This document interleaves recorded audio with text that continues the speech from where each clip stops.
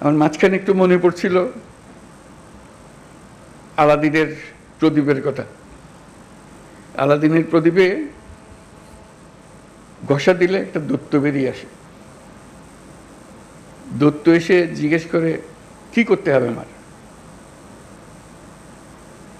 এই যে প্রশ্নটা করে, এটার উত্তরে নানাভাবে দেওয়া যায়। বলতে পারে যে আমার জন্য এক কাপ চা নিয়ে আসো, সে চা নিয়ে আসবে। তাকে যদি বলা হয় সারা দুনিয়া আমার কাছে নিয়ে আসো, সারা দুনিয়া নিয়ে আসতো। এখন ছাত্র জনতা অভ্যুত্থানের মাধ্যমে সেই দৈত্য সৃষ্টি করে দিয়েছে আমাদেরকে। আমরা তার কাছে কি চাইব? আমরা কি তার কাছে এক কাপ চা চাইব, নাকি আমাদের দুনিয়া পাল্টে ফেলতে চাইব? এটি হলো আমাদের হাতে। কাজে কোনো বিষয় ছোট আকারে না দেখা, যে আমরা এই জাতিকে একেবারে সমস্ত সম্পূর্ণ ভিন্নভাবে তৈরি করে দিয়ে যাবো, এটি আমাদের হাতে সুযোগটা এসছে। এরা ছাত্র জনতা আমাদেরকে এই সুযোগ দিয়েছে। সেখানে ছোটোখাটো বিষয়ের মধ্যে আটকে গিয়ে আমরা যেন মূল বড় জিনিস থেকে হারিয়ে না ফেলি। আমরা বড় জিনিসের জন্য যাই, যে এই জাতিকে আমরা যেভাবে চালু করে দিলাম, এটা খালি উপর দিকে উঠবে, এখন আর নিচে ডাইনি বাঁয়ে তাকানোর আর দরকার নাই। ওই অংশটা করা। আমাদের এত সংস্কার কেন দরকার হচ্ছে?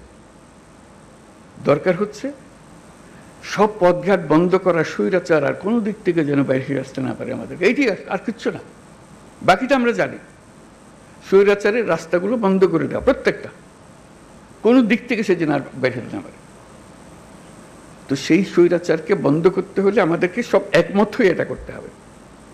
দ্বিমতের কোনো জায়গা এখানে নাই।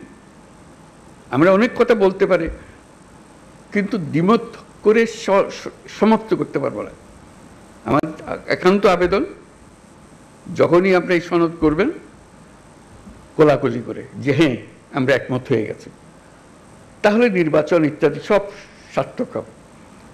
যতই আমরা ওই নোকটা দিয়ে দিয়ে যাই, এখানে এ করবো, এই দিয়ে দিতে পারি, আমাদের মনের আশা ব্যক্ত করতে পারি, কিন্তু যেই মহান ঐক্য আমাদের দরকার, যেহেতু ওই আলাদিনের দৈত্য আমাদের সামনে আছে, তার হুকুম দেওয়ার আমার সুযোগ আছে।